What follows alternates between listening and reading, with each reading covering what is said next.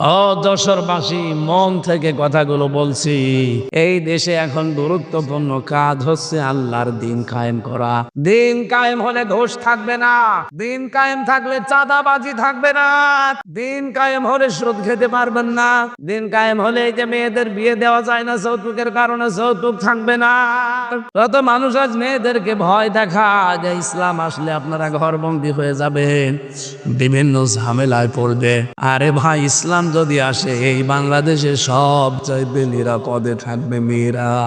অনেকে আবার প্রশ্ন করে, হুজুর ইসলাম যদি এসে যায়, একটু ডাইল মাইল খাই, একটু বিড়ি খায়, আকিস বিড়ি, এইটার কি হবে?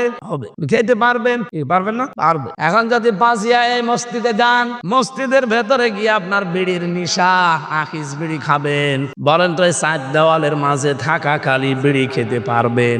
বলেন কেন? ওই পরিবেশটা এরকম। খেতে চাইলে আপনাকে বাইরে যাওয়া লাগবে। কথা বলেন ঠিক কিনা? এদেশ যখন ইসলাম দিয়ে পরিচালিত হবে, এই ৭৭টা আয়াতের ৭৩টা ধারা যখন বাংলাদেশে কায়েম থাকবে, ওরা দেশ হয়ে যাবে মসজিদ। ৫৬,০০০ বর্গ মাইলের এরিয়া হয়ে যাবে মসজিদের মতো। আপনার মন চাইলেও আপনি খেতে পারবেন না, ওই পরিবেশই তৈরি হয়ে যাবে। জোরে বলেন আল্লাহু আকবার। নবীজিকে এরকম একটা একটা করে ২৭টা জিনিস দেখিয়েছেন, আর আসার সময় ১৪টা জিনিস শিখিয়েছেন, যে এইগুলো যে আপনি অ্যাপ্লাই করবেন উম্মতের ভেতরে। আলহামদুলিল্লাহ, বৈষম্য বিরোধী ছাত্র আন্দোলনের শহীদ ছাত্র জনতা এবং শহীদ আল্লামা দেলাওয়ার হোসাইন সাইদি রহমতুল্লাহ আলাইহির রূহের মাগফিরাত কামনায় তাফসীরুল কোরআন মাহফিলের স্বনামধন্য সভাপতি, পাজিয়া ডিগ্রি কলেজ ময়দান, কেশবপুর, যশোর পাত্র এলাকার সর্বজন শ্রদ্ধাভাজন ব্যক্তিত্ব জনাব মাওলানা আব্দুস সামাদ আতালাল্লাহু উমরাহু ওয়া বারাকাল্লাহু ফি হায়াতি, বলেন আমিন। এই মাহফিলে এতক্ষণ যারা আলোচনা রেখেছেন, বিশিষ্ট ইসলামিক স্কলার, বাংলাদেশ সুপ্রিম কোর্টের আইনজীবী, যশোরের কৃতি সন্তান জনাব অ্যাডভোকেট গাজী এনামুল হক, ইসলামী সঙ্গীত পরিবেশন করলেন মন্তাসির আল মাহমুদ লাবিদ। এখানে যিনি সভাপতির দায়িত্ব পালন করার কথা ছিল জনাব মুহাদ্দিস শহীদুল ইসলাম, অসুস্থ। সুস্থতা একটা নিয়ামত, আমি টের পাচ্ছি। ৬-৭ দিন আমার এই অবস্থায় একই, খুব কষ্ট হচ্ছে। তারপরও শুধু নেওয়া আছে অনুষ্ঠানগুলো অনেক আগে, এই জন্যই কষ্ট করে হলেও আশা লাগছে। আল্লাহ যখন নিয়ে এসেই দিয়েছেন, শরীরটাকে যেন সুস্থ করে সহজ সরল ভাষায় কিছু কথা বলার তৌফিক দান করে, বলো না আমি। মঞ্চে বসা আপনাদের এলাকার সন্তান জনাব সাইদুর রহমান সাইদ ভার, অন্যান্য ওলামায়ে কেরাম, সামনে বসা মুসলমান ভাইরা, পর্দার আড়ালের সম্মানিত মা এবং বোনেরা, প্রশাসনের ভাইরা, প্রান্তীয় যশোরবাসী,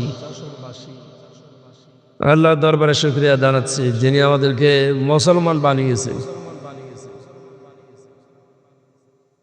এটা আমরা পৃথিবীতে আসার আগে কেউ আল্লাহর কাছে চাইনি যে আমাকে মুসলমানের ঘরে পাঠিও।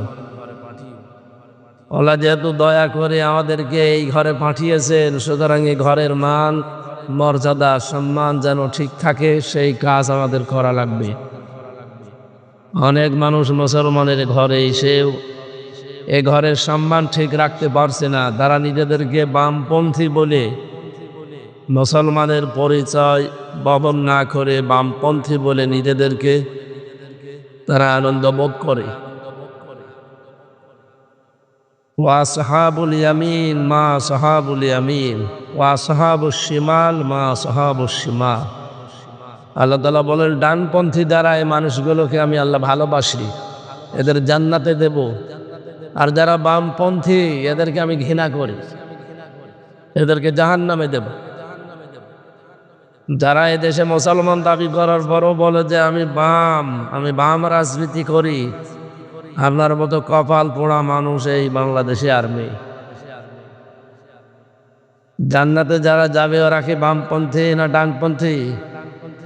ডানপন্থী হলে কি কি করা লাগে? বিশ্বনবী মুহাম্মদ রাসূলুল্লাহকে দিয়ে আল্লাহ কি কি করিয়েছিলেন এই দুনিয়াতে। গতকাল আপনারা দেখেছেন এই দেশে খ্যাতনামা একজন পীর সাহেব সৈয়দ রেজাউল করিম হাফিজাহুল্লাহ, তার কাছে এতদিন যারা বলতো কোরআনের সাথে ধর্মের সম্পর্ক নেই, কোরআনের সাথে রাজনীতির সম্পর্ক নেই, শরিয়া আইন আমরা বিশ্বাস করি না, এই মানুষগুলো এখন সেখানে যে দোয়া নিতে গেছে, শুধু দোয়া নিয়ে চলে এসেছে। 10টা শর্ত দিয়েছিল যেগুলো এদেশের একামতে দিন ইসলামী আন্দোলনের লোকেরা দিয়ে থাকে। সেই 10টা শর্ত তিনি পূরণ করে লিখিত সই দিয়ে এসেছে। তার মানে এর দ্বারা গতকাল থেকে প্রমাণ হয়ে গেছে বাংলাদেশে ইসলাম ছাড়া জোর করে আপনি কিছু করতেও পারবেন না, টিকতেও পারবেন না।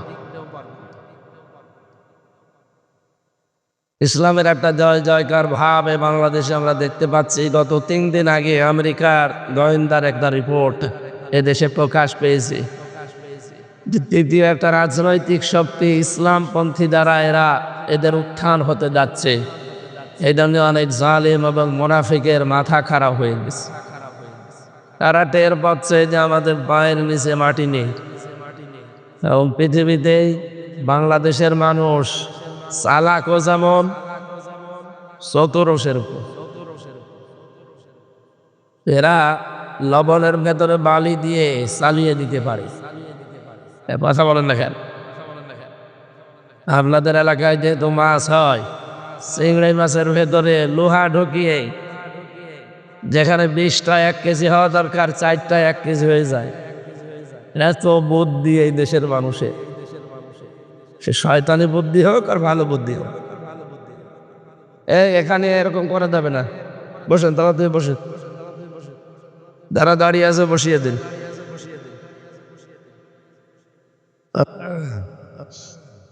যশোরবাসী, সুতরাং এ দেশের সামনে যদি কেউ চেয়ারে বসতে চায় তাকে ইসলামের দোহাই দিয়ে বসা লাগবে। আর এবার কিন্তু আমরা সতর্ক হয়ে গেছি, ইসলামের দোহাই দিয়ে যদি এই দেশে কেউ অনইসলামিক কাজ কারবার করে আবার 5 আগস্ট সংগঠিত হতে পারে। এই জন্য বৈষম্য বিরোধী ছাত্র আন্দোলনে যারা জীবন দিয়েছেন এরা যে শহীদ, অনেকে এখনো মানতে চায় না।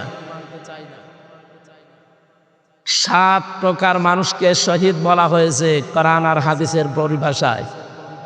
পানিতে ডুবে মরলে তাকে শহীদ বলা হয়, আগুনে পুড়ে মরলে তাকে শহীদ বলা হয়, দেওয়াল চাপা পড়ে মরলে তাকে শহীদ বলা হয়, অ্যাক্সিডেন্টে মরলে তাকে শহীদ বলা হয়। আমি কি এগুলো বানিয়ে বলছি? বলেন, জালেমের জুলুমের সামনে নিজের জীবনটা যারা দিয়ে দিল তারা শহীদ হবে নাকি? আপনাকে কি আবার ফের শহীদ হয়ে দেখানো লাগবে? শহীদ এই শব্দটা কত বড় দামি শব্দ আপনি জানেনই না।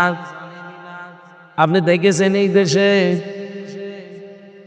শেখ মুজিবুর রহমানকেও মেরে ফেলা হয়েছে, জিয়াউর রহমানকেও মেরে ফেলা হয়েছে। একজনের নাম শুনলেই সারা বাংলাদেশের মানুষ বলে শহীদ জিয়া, আর একজনের নাম আমি জীবনে কোনোদিন শহীদ শুনিনি, অথচ তাকেও মেরে ফেলা হয়েছে।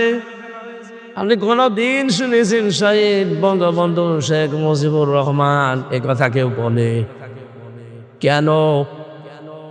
জিয়াউর রহমানের নাম শুনলে মানুষ শহীদ জিয়া বলে। আমি 16 সালে হজে গিয়ে দেখেছি,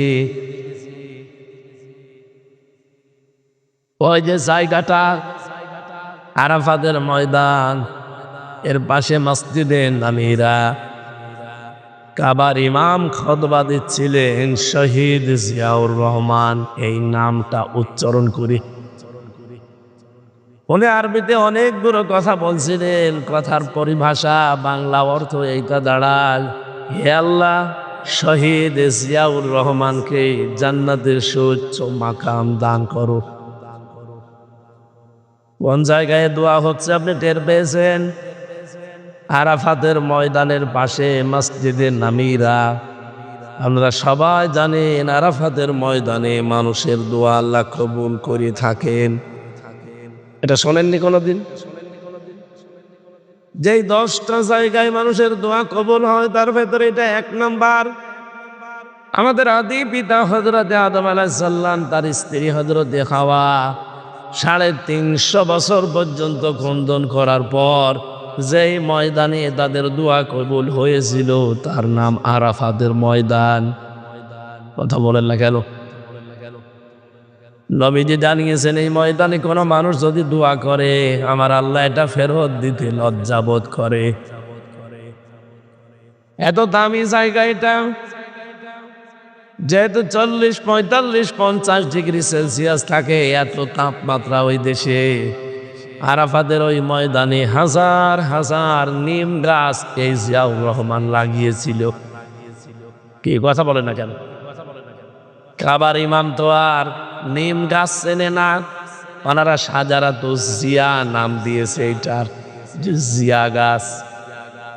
আমি নিজেও নিম গাছের নিচে বসেছিলাম। লক্ষ লক্ষ হাজিরা তামাম দুনিয়া থেকে যারা আসে, হয়তো জিয়াউর রহমানকে চেনে না, কিন্তু সাজারাতু জিয়া চেনে, জিয়া ট্রি।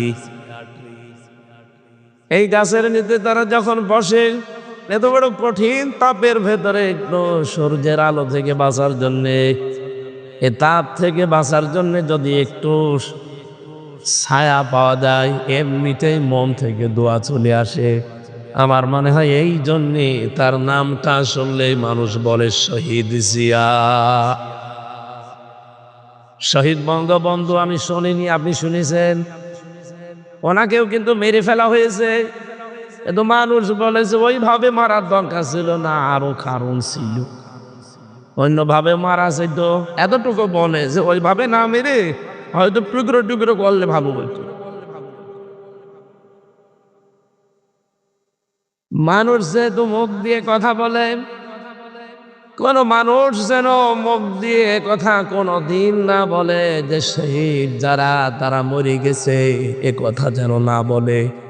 রব্বুল আলামিন বলেন ওয়ালা তাকুলু লিমান ইউকতালু ফি সাবিলিল্লাহি আমওয়াত বাল আহইয়াউ ওয়ালাকিন লা তাশউরুন। এই কথা বলেন কেন? এদিকে তাকান। সূরা বাকারা 154 নম্বর আয়াতে আছে, রব্বুল আলামিন বলেন যারা আমার জন্য শহীদ হয় তাদেরকে মৃত বলবে না, ওরা মরে গেছে এই কথাটা বলা যায় নেই, বরং তারা জিন্দা, জীবিত আমার কাছে। তোমরা টের পাও না তাই? মানুষ কথা বলে কি দিয়ে? আরো জোরে বলো। মুখের ওপরে আল্লাহর নোটিশ, এরপরে মানুষ ধারণা করতে পারে অন্তর দিয়ে। এই জন্য আল্লাহ অন্তরের উপরেও নোটিশ দিয়েছেন যে অন্তরে ধারণাও করা যাবে না। ওয়ালা তাহসাবান্নাল্লাযীনা কুতিলু ফি সাবিলিল্লাহি আমওয়াতা বাল আহইয়াউন ইনদা রাব্বিহিম ইরযাকুন। সূরা আলে ইমরান 169 নম্বর আয়াতে আছে, আল্লাহ পাক বলেন যারা আমি আল্লাহর জন্য জীবন দিয়েছে এরা মরে গেছে, জীবনে ধারণাও করবি না। আল্লাহর ভাষা দেখেছেন? মনে করছেন আপনাকে খুব সম্মান দিয়ে বলছে না, ওয়ালা তাহসাবান্নাল্লাযীনা কুতিলু, ধারণা করবি না। একজন দুইজন না, কেউ ধারণা করবি না। আমি তাফসিরে ধারণা করবা না এ শব্দটা পাই না, করবি না, তার মানে আল্লাহ রেগে গেছেন। হাজারো মানুষ হয়তো এ ধারণা করতে পারে এ আবার শহীদ হয়েছে। শহীদ কত বড় দামি সম্পদ আপনি জানেন? কোন মানুষ যদি শহীদ হয় ও মনে হয় যে পিপিলিকায় কামড় দিয়েছে, দুনিয়া থেকে বিদায় নিয়েছে। অথচ মানুষের মরণের যন্ত্রণা সম্পর্কে আমাদের কোনো আইডিয়া আছে? বিশ্বনবীর মতো মানুষ যেদিন ইন্তেকাল করবেন, হযরতে ফাতেমাতুজ জাহরা রাদিয়াল্লাহু তাআলা আনহা লক্ষ্য করে দেখলেন ঘরের দরজায় কে যেন খড়া নাড়ছে। তিনি গেলেন, দরজা খুলে দেখলেন বিশাল একটা উঁচা মানুষ দাঁড়িয়ে আছে। ভয় পেয়ে তিনি দৌড় দিয়ে আসলেন রাসূলের কাছে, ডাক দিয়ে বলে, হে রাসূল, হে আমার পিতা, এমন একজন মানুষকে দেখেছি, জীবনে এরকম মানুষ, এত উঁচা মানুষ আমি জীবনে দেখিনি। নবীজি ভাঙা ভাঙা কণ্ঠে বললেন, ফাতেমা যে এসেছে তোমাকে এতিম বানানোর জন্যে। তুমি চিনতে পারো না এই লোকটাকে, পৃথিবীর কোনো মানুষ না, ফেরেশতা আজরাইল। আসতে বলো। তিনি আসলেন, সামনেই ছিলেন হযরতে জিবরাইল আলাইহিস সালাম। তিনি ডাক দিয়ে বললেন, হে রাসূল, জীবনে বহুবার আপনার কাছে এসেছি, আজকে একটা নতুন ফেরেশতা আমার সাথে আমি নিয়ে এসেছি। এই ফেরেশতা আজ পর্যন্ত কারো কাছে কোনো অনুমতি চাওয়া দূরের কথা, ওর প্রয়োজন হয়নি, কিন্তু আজকে এসেছে আপনার কাছে অনুমতি নেওয়ার জন্যে।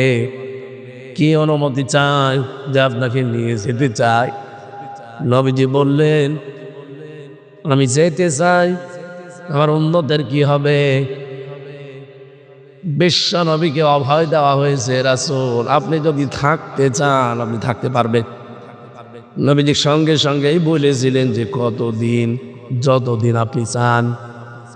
এরপরে কি হবে? এরপর মরা লাগবে। কুল্লু নাফসিন যায়িকাতুল মাউত, এই শব্দটা আল্লাহ নাজিল করে জানিয়েছেন কেউ বাঁচতে পারবে না। জীবন আল্লাহ যাকে দিয়েছে মরণ তার হবেই। এই শব্দটা নিয়ে কোনো মানুষ যদি একটু ভালোভাবে চিন্তা ভাবনা করে, গভীরভাবে মনোযোগ দেয় যে আমার মরা লাগবে, ওর জীবনটা পাল্টাতে আর কিছু লাগবে না। আপনি ভালো মানুষ বসে আছেন, গতকালকে আমার এক দাদা মারা গেছে, ভালো মানুষ ঘুমিয়েছে, ঘুম থেকে আর ওঠে নাই, ওই শেষ। আমি ভাবছিলাম আমি যদি এভাবে ঘুমিয়ে যেতাম, আমার যদি না উঠতাম, কাউকে কিছু বলারও সময় পেতাম না। সকালবেলা সবাই মাইকিং ঘোষণা দিত যে হামজা মারা গেছে। দুনিয়ায় কত কিছু বলার ছিল, কত মানুষকে কিছু বলারও সময় দিল না। মরণ এমন একটা ঝামেলা জিনিস। কিন্তু নবীজিকে আল্লাহ বললেন, হ্যাঁ আপনি থাকতে পারবেন। ফেরেশতা বলে থাকতে পারবেন, কিন্তু যতদিন ইচ্ছা ততদিন, তারপরে মরা লাগবে। নবীজি বললেন, মরায় যখন লাগবে তখন আর দেরি করার দরকার নেই, আমারে নিয়ে চলো। হযরতে আজরাইল জানটা কবজ করার জন্য শুধু হাতটা রেখেছিলেন নবীজির বুকের ওপরে। নবীজি সঙ্গে সঙ্গে বললেন, ফেরেশতা হাত নামাও। কি রাখলে? ফেরেশতা বলে, হে রাসূল আমি জানি আল্লাহর পরে আপনার স্থান। আমি খুব আসানে সতর্কতার সহিত শুধু আমার হাতটা আমি রেখেছি, তাও খুব আস্তে করে, এখনো পুরাটা ভর আমি দেয়নি, শুধু রেখে দিয়েছি। নবীজি বললেন, আজরাইল এটাই যদি তোমার হাত রাখা হয় তাহলে তোমার কষ্ট কোনটা? তুমি শুধু হাত এখনো ভর দাওনি, শুধু রেখে দিলে, মনে হচ্ছে উহুদ পাহাড় আমার বুকের উপরে ছাপিয়ে দিয়েছো। ও যশোরবাসী, মন থেকে কথাগুলো বলছি, একটু নিজের থেকে মিলান তো। এত বড় দামি মানুষের যদি এই কষ্ট হয়, তাহলে আমরা তো মানুষের ভেতরেই পড়ি না। কথা বলে না কেন? আমাদেরকে মানুষ বলা হয় শুধু উপরে চিহ্ন দেখে, ভেতরে কত প্রসূত জমা হয়ে আছে। আরে ভাই, হিংসা তো মানুষের ভেতরে থাকার কথা না, হিংসা থাকার কথা পশুর ভেতরে। আপনি দুইটা কুকুরকে খাবার দেবেন, একটাকে যা দিয়েছেন মরণ পর্যন্ত খেলেও আমার মনে হয় শেষ হবে না, এরপরও দেখবেন পাশেরটায় হামলা দেয়। কথা বলছে রাখেন। হিংসা তো আমাদের ভেতরে থাকার কথা না, এটা তো পশুর স্বভাব। মানুষের এই চেহারা শুধু থাকলে আপনি মানুষ বলে পরিগণিত হবেন না, বিষয়টা এমন না। এই জন্য যেটা বলতে চাই, এত বড় দামি মানুষকে তো আজরাইল হুকুম নিয়ে এসে যদি জান কবজে, এত কষ্ট তার কাছে মনে হয়। নবীজি আমার মতো এত দুর্বল ছিলেন না।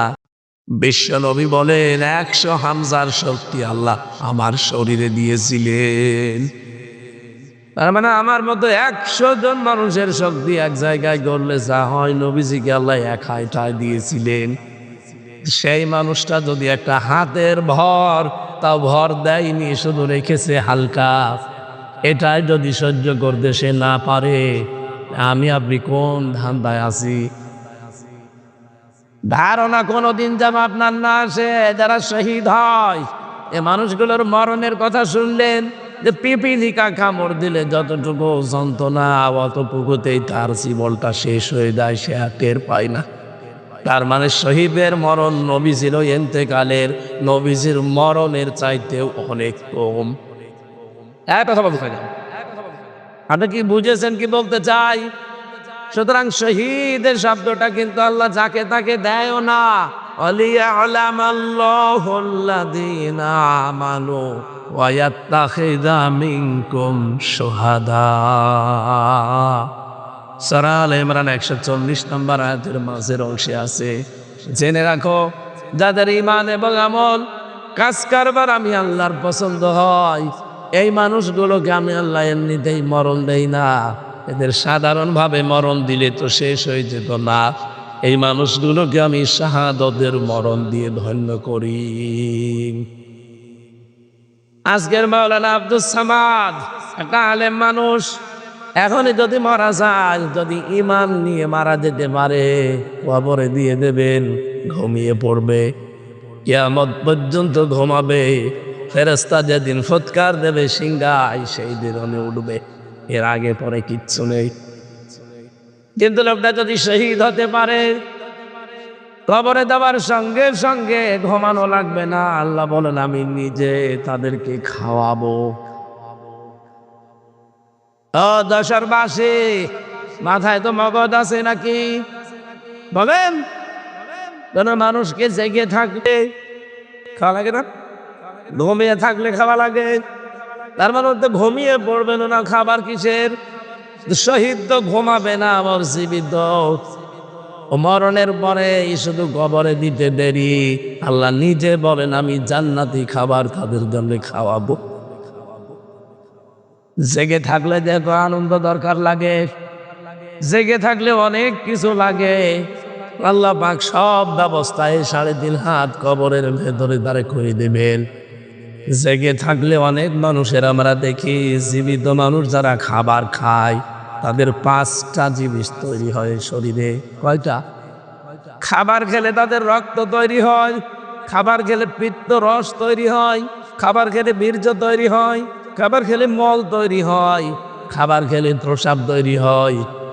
এই 5টা জিনিস এই শরীরের ভেতরে তৈরি হয়ে বাকিগুলো বের করে দেয়।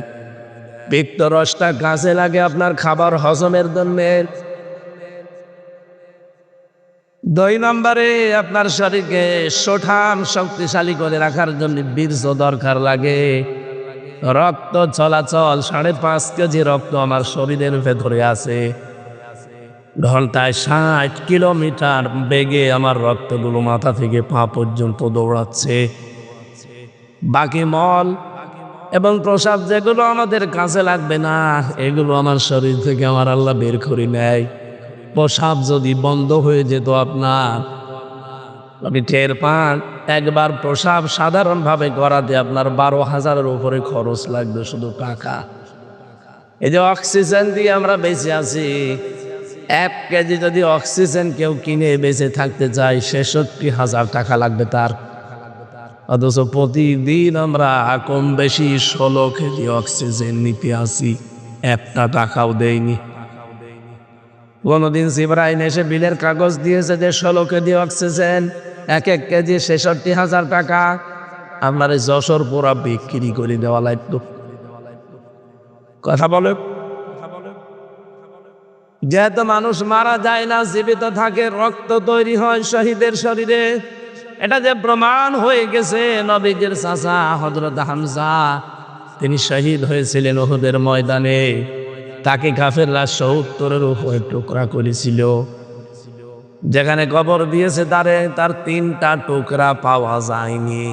70 টুকরার ভেতরে বিভিন্ন পাহাড়ে, বিভিন্ন গাছগাছালির ভেতরে টুকরাগুলো তারা ছড়িয়েছিল। সাহাবায়ে কেরাম খোঁজ করতে করতে সবগুলো মিলিয়ে ফেলেছিলেন, কিন্তু 3 টুকরা পাননি। ওইভাবেই নবীজির চাদর দিয়ে আর পাহাড়ের লতা পাতা দিয়ে তারে মাটিকে দিয়ে দিয়েছে। 30 বছর পর তার খবর একবার ভেঙে গিয়েছিল। কত বছর? এই ছোটবেলায় তারা যুদ্ধ করেছিল উহুদের ময়দানে তার সাথে, তারা আজ অনেকে বেঁচে আছে। রক্ত অনুসন্ধান করতে করতে গিয়ে দেখে 30 বছর আগে নবীজির চাচা হযরত হামজা যাকে শহীদ করা হয়েছিল, তার ওই যে জায়গা কাটাগুলো, ওই কাটা জায়গা দিয়ে এখনো ফিনকি দিয়ে তাজা রক্ত বের হচ্ছে। বাংলার মুসলমানেরা, উনি যদি খাবার না খাবে রক্ত পেল কোথায়? 30 বছর পরে রক্ত তৈরি হওয়ার কথা বলেন। এখানে শহীদ ছাত্র বৈষম্য বিরোধী ছাত্র আন্দোলনে যারা জীবন দিয়েছে, ওদেরও জীবনে আমার মতো মায়া ছিল না? ছিল না? শহীদ আবু সাইদ এভাবে যে বুকটা পেটে দিলে ওর জীবনের কোনো মায়া ছিল না? কি মনে করেন মায়া ছিল না? আপনি তো ট্রাকের চাকা বাস্ট হলে অজ্ঞান হয়ে যান, আসে নিজে জীবন হাতে নিয়ে বলছিলেন অত সহজ।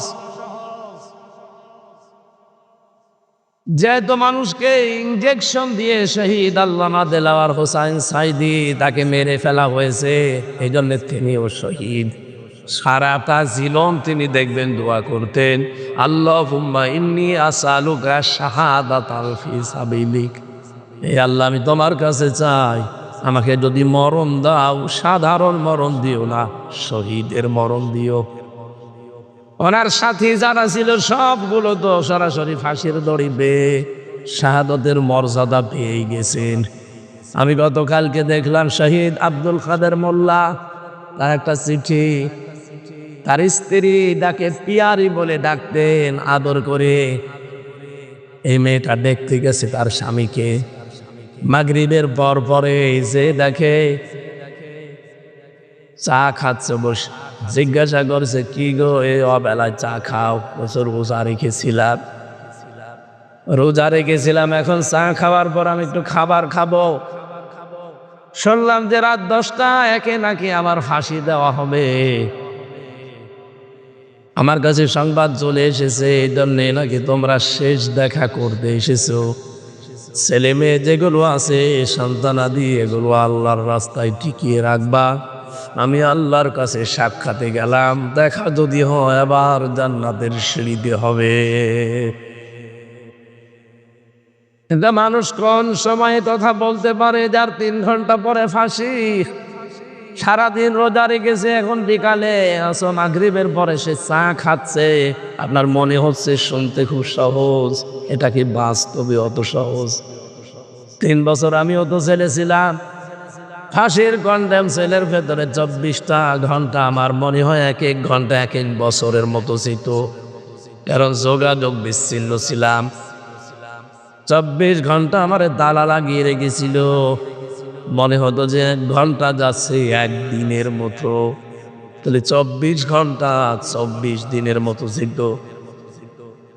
কোনো কিছু নেই, তারপরও অজানা একটা টেনশনে আমাকে সবসময় কাবু করে রাখতো। ওই যে ডায়াবেটিস হয়ে গেছে, এখনো পর্যন্ত ভালো হয় না।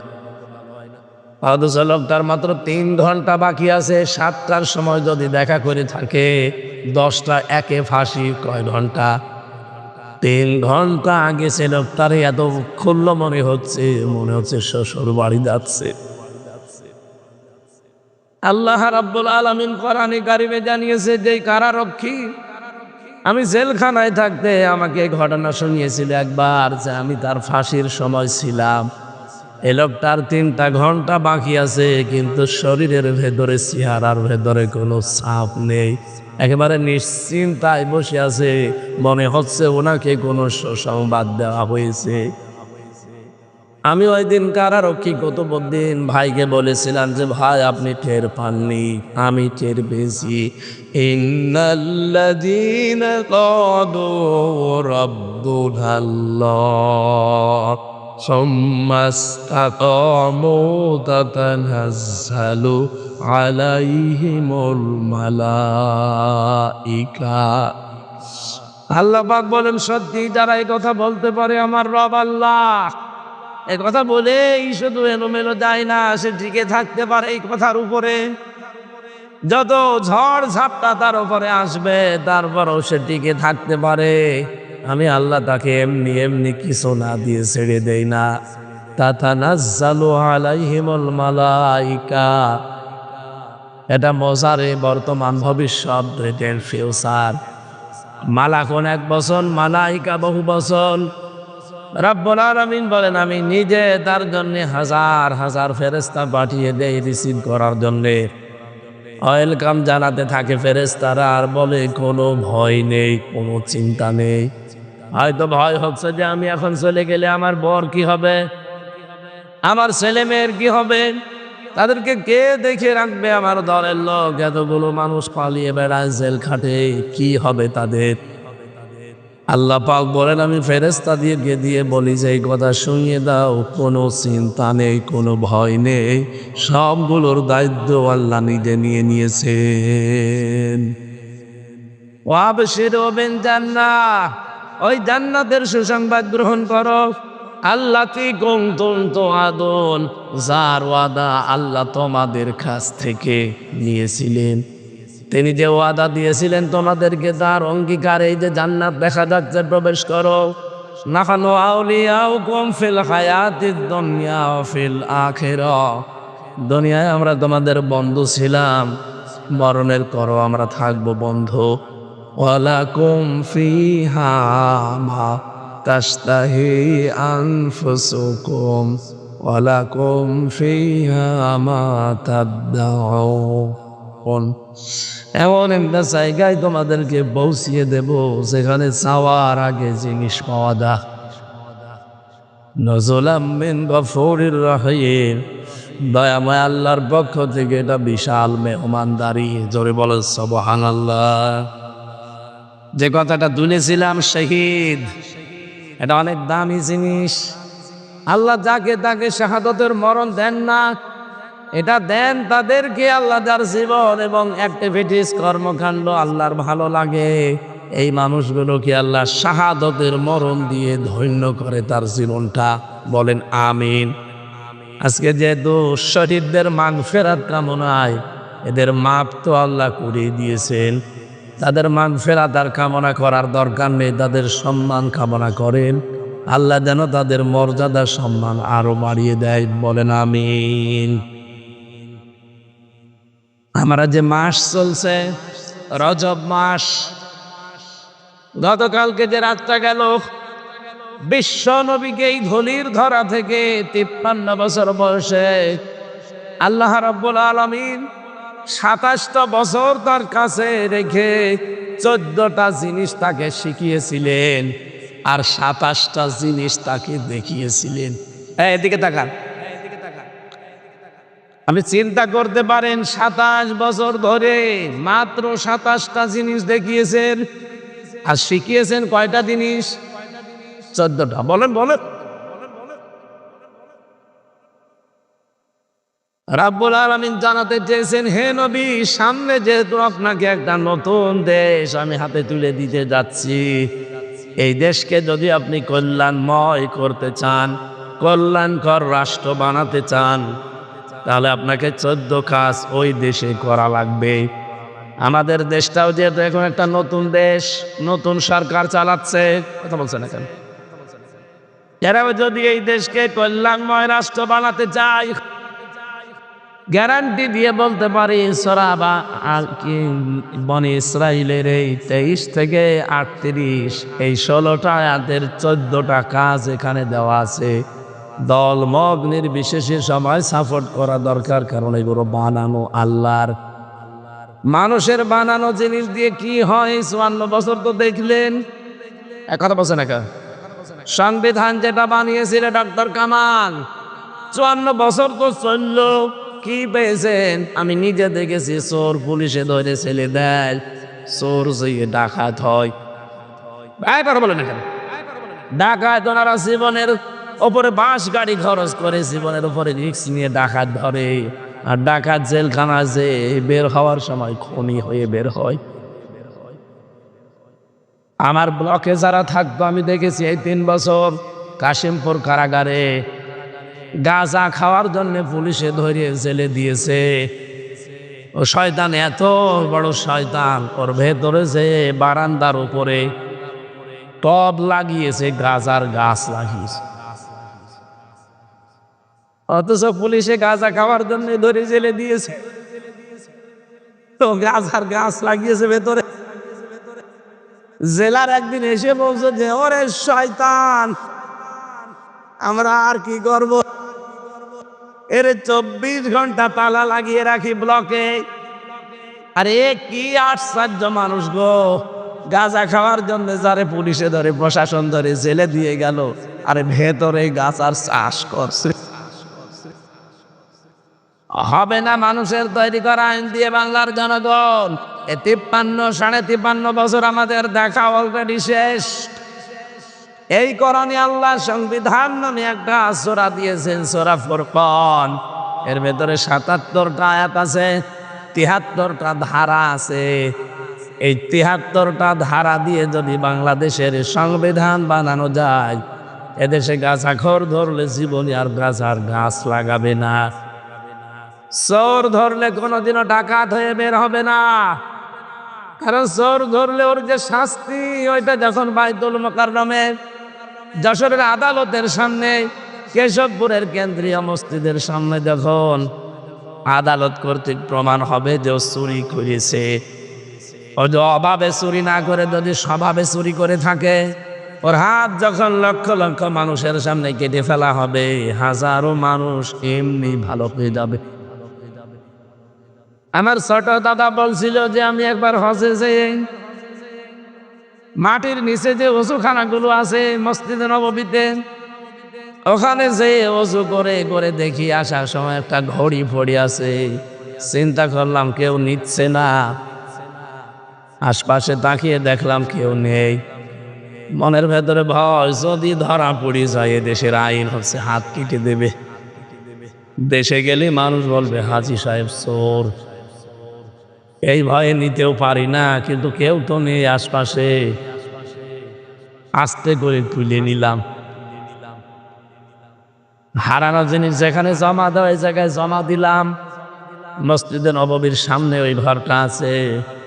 ওনারা জিজ্ঞাসা করলাম যে ওনার ভাষা দিয়ে, কারণ 14-15 বছর এখন ওই দেশে থাকে। জিজ্ঞাসা করলাম যে ভাই এই ঘড়িটার দাম কেমন হবে?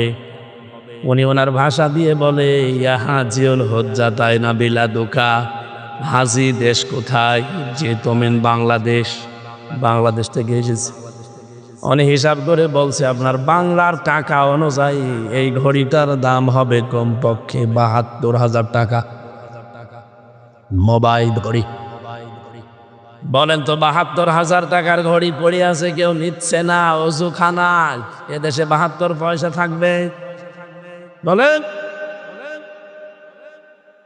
ওই দেশে তারপরেও কোরআনের সম্পূর্ণ আইন নেই।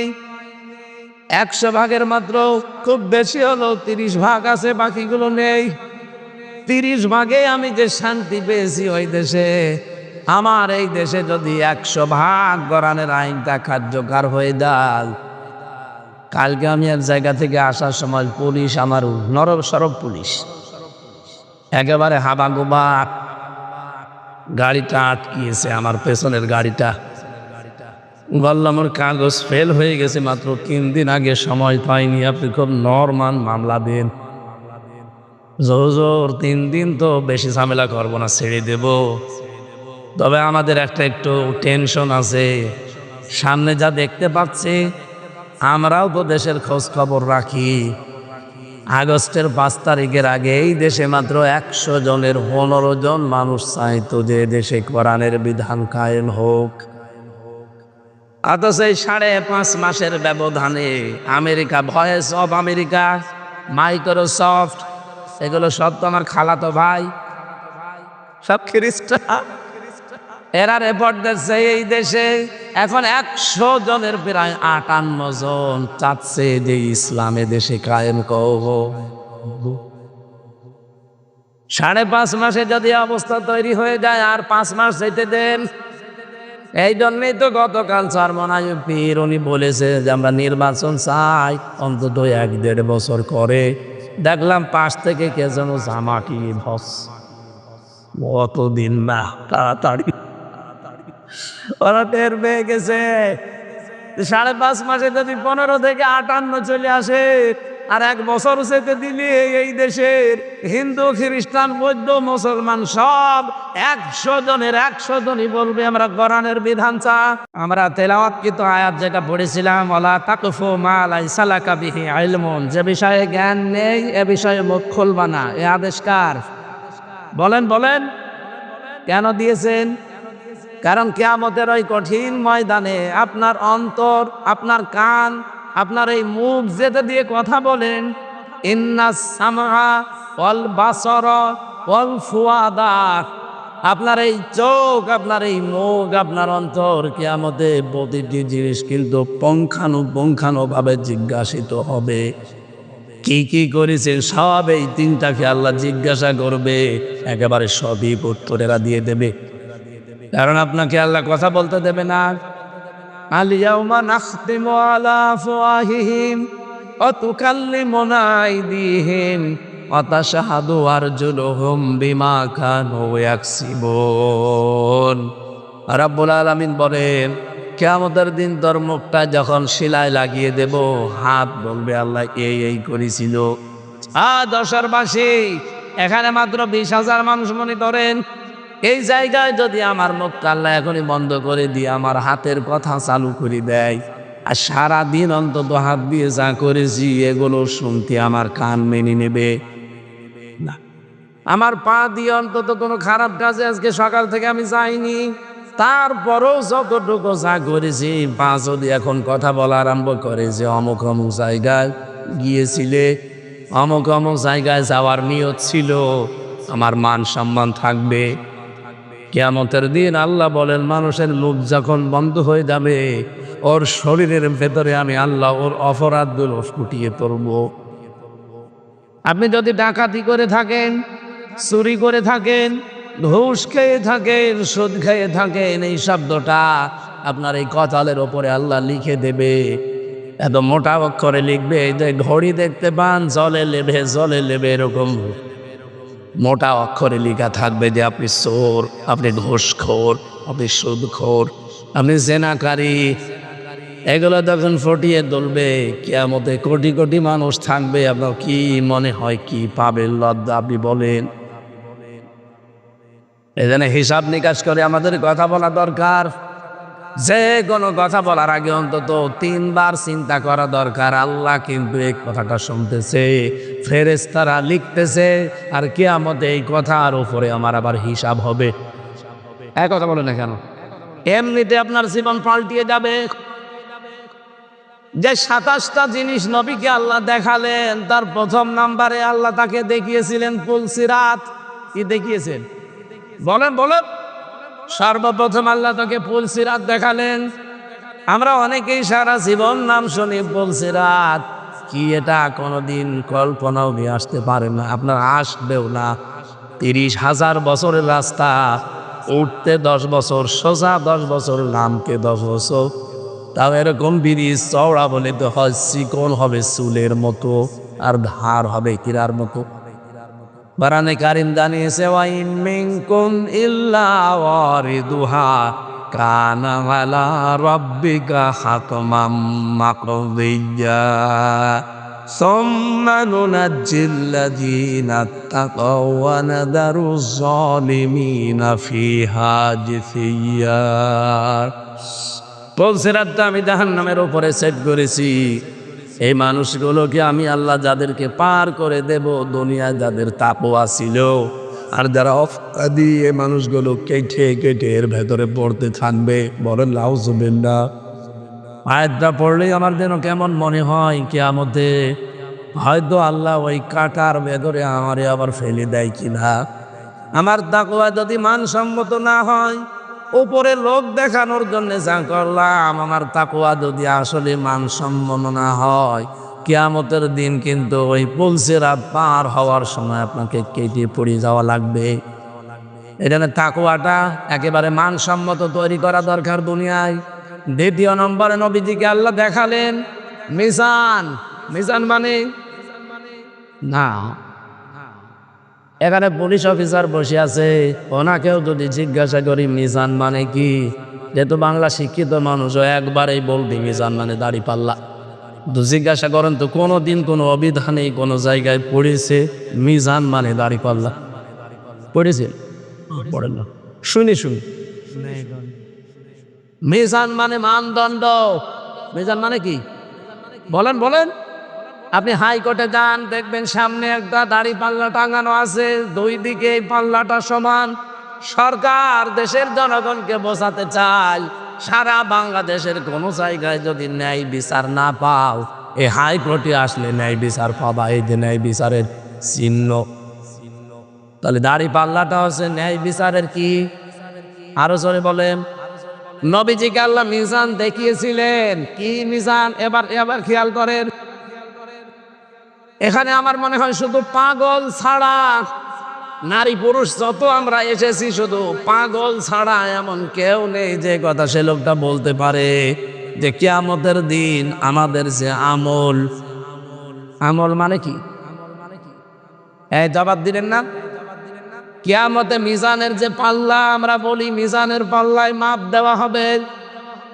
মাপ দেবে কি? আমল। কি দেবে? নেক আমল, বদ আমল। কথা বলেন ঠিক কিনা? তাহলে কিয়ামতে আল্লাহ মাপ দেবে আমল। আমলের বাংলা কি? কাজ। বলেন বলেন। এনাকে জিজ্ঞাসা করি আমি, কোন পাগলও কি বলবে যে 5 কেজি কাজ দাড়ি পাল্লার এক প্রান্তে তুলে দিলাম?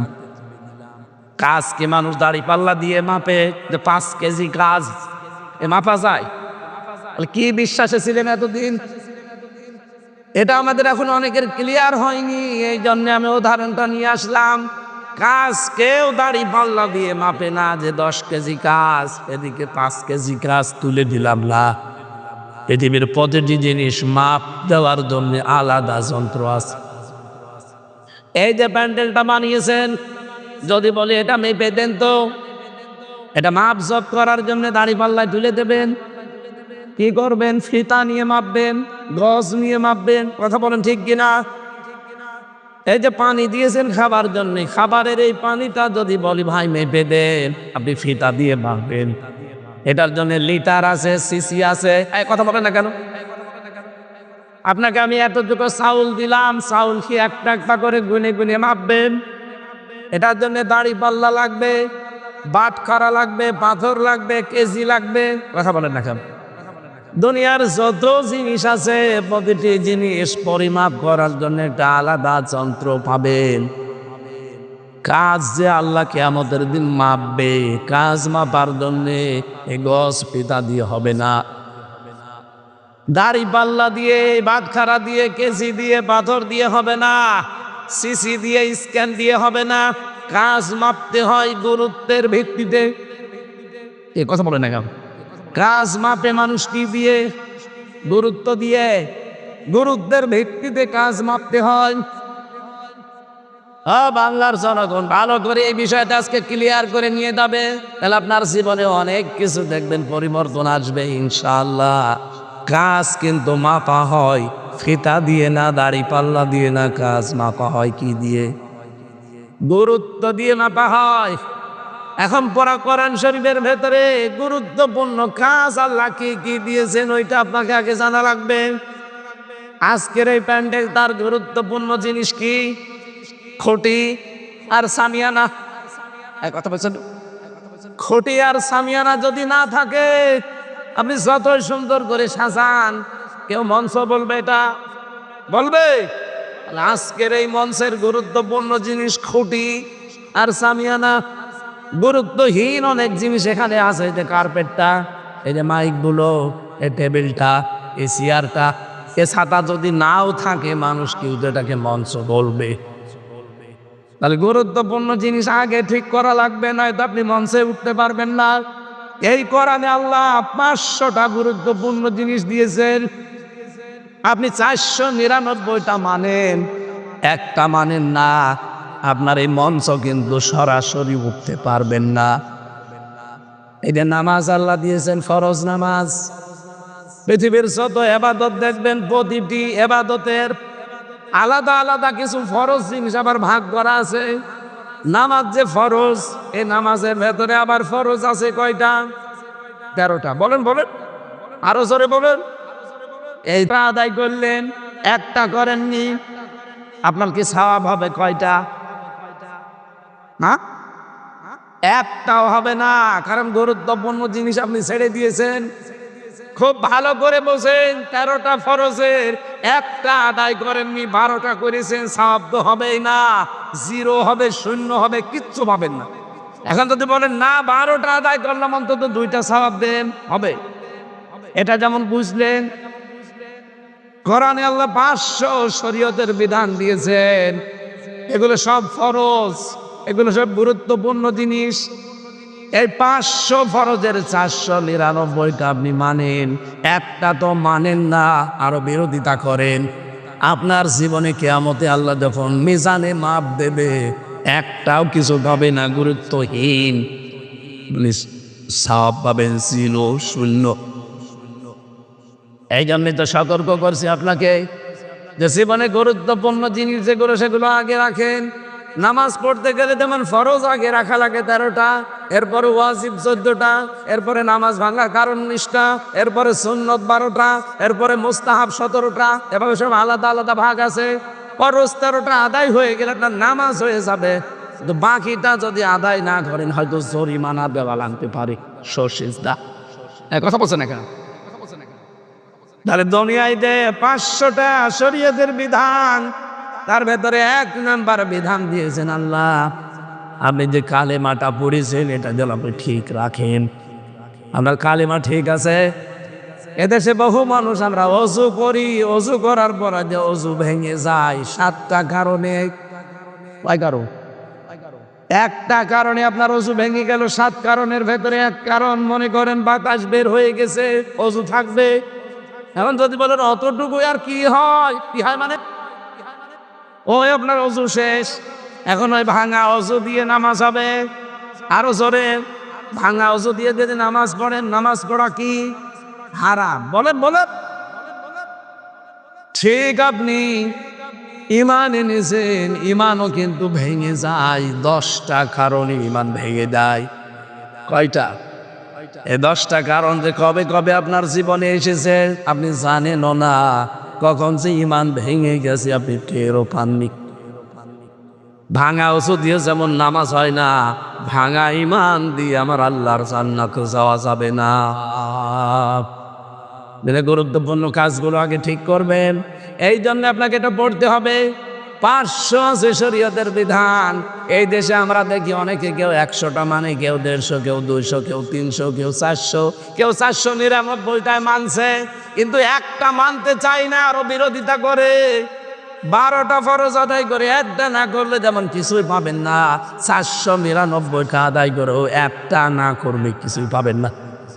মিজানের পাল্লা আল্লাহ নবীকে আল্লাহ এইটা দেখিয়েছিলেন যে মিজানের ন্যায় এবং মানদণ্ড হিসাবে তোমাকে গুরুত্বের ভিত্তিতে মাপ দেওয়া হবে। দুনিয়ায় গুরুত্বপূর্ণ কাজ যেগুলো আপনারা কিন্তু জানেন, দুনিয়ায় যত গুরুত্বপূর্ণ কাজ তার 1 নম্বরে ইমান। নাম কি? ইমানের পরে এই লোকটা কাজ করবে নামাজ। এই গত রাত গেল, এই রাতে আমার আল্লাহ বিশ্ব নবীকে নিয়ে 50 ওয়াক্ত নামাজ দিয়েছিলেন। মসা নবীকে বারবার দেখা হতে হতে শেষে 5 ওয়াক্তই নেমে এসেছে। নবীজি বলেন 5 ওয়াক্ত নামাজ যদি নির্ধারিত সময়ে হক আদায় করে আপনার উম্মতেরা পড়তে পারে, প্রতিদিন তাদেরকে 50 ওয়াক্ত আমাদের সওয়াব আল্লাহ দিয়ে দেবেন।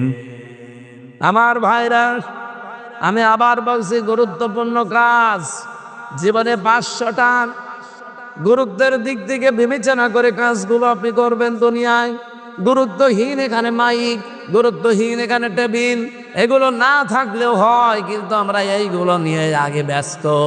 আসল যে সামিয়ানা ঠকি দরকার এইটার খবর নেই। আশা করি আপনি বুঝে ফেলেছেন। এই দেশে এখন গুরুত্বপূর্ণ কাজ হচ্ছে আল্লাহর দিন কায়েম করা।